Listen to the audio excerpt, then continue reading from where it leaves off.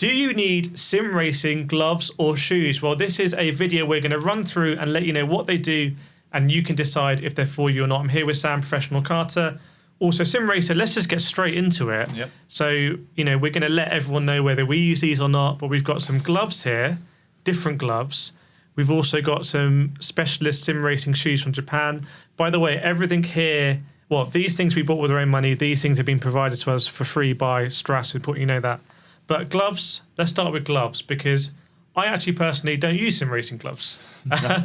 But you do. I do, yes. I'm very used to having gloves in my hand when driving, so it just feels weird and unnatural to me when I don't have any gloves on. So you're normally using these. So these are real world, high-end sim racing gloves, and they feel very light and thin and almost delicate, actually. Yes, so the material is really thin. It's super stretchy.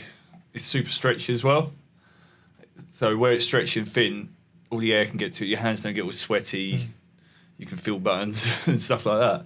And this is a video about sim racing, but if it rains, would you be wearing over gloves on that anyway? So this doesn't need to be... Yes, I would. Yeah. I'd be wearing some sort of wet weather gloves. So these don't need to be weather resistant, which is the same as sim racing ones. So let's get into the sim racing gloves, because these ones are hot off the press. They just came to me from Japan yesterday. So this is actually the first time I'm going to wear them. And they're not quite as lightweight as your one, but it is a real sort of fit like a glove thing. Yeah. I've got the other glove here, so I'll chuck one on as well. Yeah, we can both let you know how we think. So we got the grip on the front. Do you think is the grip that important when you're not dealing with G-forces? I don't think, for sim racing, I don't think it's overly important. You just want to have a nice sturdy feel, because you're not feeding anything through your hand. Yeah. We've got also black things here. I wonder if that means that they might be touch. Yeah, but if you look at it, it almost just looks like it's a colour change. Whereas if you look on these ones, it's an actual completely different fabric. Yeah, so there's something that indicates that you might be able to do touch. Definitely on the ones you've got here, you can see that. These ones are, don't know which company these are, IMB Racewear. Yeah. They've got your name on it because they can do custom. But these ones feel very, very, they've got a very tight... They're very tight elastic around the wrist. Yeah, so it feels very secure, and I imagine... You don't need any... In real-world racing, I wouldn't personally want that too tight. No, I mean, if you just put that next to that, if we turn it over... Yeah. That's a lot narrower than that. So you can see that's a lot tighter. I know this has been worn quite a lot, so it's been stretched out, but I don't ever remember it being as tight as this one. Yeah. So we've got quite a tight, very snug feeling. Obviously, this is my sizing. But interesting. Now, if you're going to use a wheel like this Formula wheel... even though I don't wear gloves when I sim race normally, although maybe I'll use these, I really do recommend you use them on Alcantara. And this Alcantara, that looks used, and you've been using gloves. So if you weren't using gloves... Yeah, so obviously you've got your natural oils in your hands. So on a material like this, the natural oils will dull it and kill the material. So, and like I said, I've always raced wearing gloves. So it just felt more natural to me. Now, while you've been racing on that wheel, I've been using the Fanatec McLaren GT3. That has a very different rubber grip. And the difference is, we may have used these for the same amount of time, but this looks... That still looks new. It looks new, which is just the material. What are your thoughts about Alcantara generally? So if you're looking to get a sim racing wheel, we have reviewed all the wheels, and there's a video there that'll be linked at the end.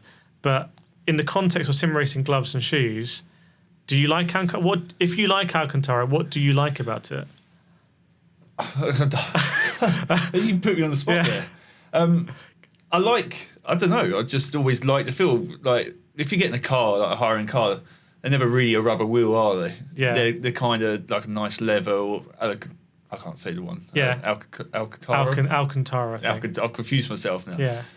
So I don't know, it's just, to me, it just feels, or looks, it gives me the impression that it's more of a real life thing, which sim we're trying to emulate. So when I drove the Ferrari GT3 in America, it was an Alcantara wheel, and I'm pretty sure it was like an Alcantara sort of dash as well. But that's the thing, in a real world car, you are always going to be wearing gloves, and this is maybe the most important point: is sim racing is simulating racing. Yeah. Here we have a real world racing glove. These gloves are very, we're picking apart some of the differences, but they're essentially very similar. They're very, very similar. So if you want an authentic feel, having an Alcantara rim and wearing gloves is arguably the most authentic feel. Yeah, you're not going to get much. Yeah. You're not going to be very far off the point if you got the gloves and the Alcantara wheel. Whereas me racing on the GT3 with bare hands is actually really super unrealistic. But then it's this question like, has sim racing morphed to be its own sort of discipline and sport and whatnot? That's an interesting one. That brings us on to shoes. So these are really hot off the press from Japan. Like, I'm not even sure these are available to buy actually yet. Okay. So they're almost like this. Back in the day, you used to get stuff from Japan. So very interesting concept. Now again, I race in my socks. I like that feel, that super sort of thin feel on the pedals. Yeah.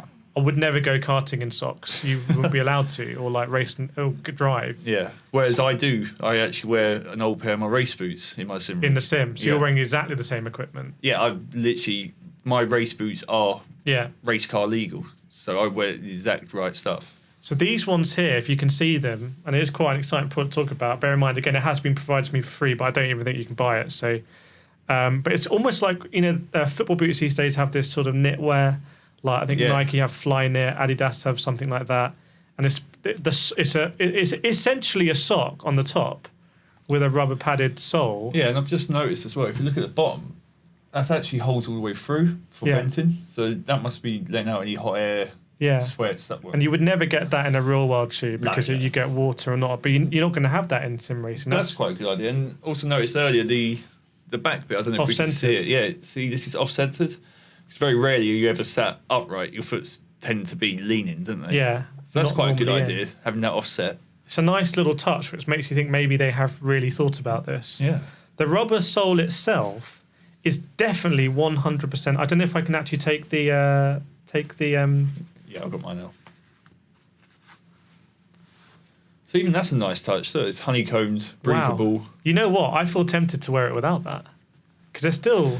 That's getting more to the thickness. Yeah. Like with this in, it feels too thick. You don't really get the feel of the pedal. Yeah, but it is a honeycomb as well, if you can see. So you've got this honeycomb. It's very, very, very light, and it probably compresses. I will try these without the honeycomb and with it, because I imagine it's more uncomfortable without. Like I used to wear football boots sometimes without the insert. Yeah. To get them as tight as possible when I was playing a lot of football. Really uncomfortable.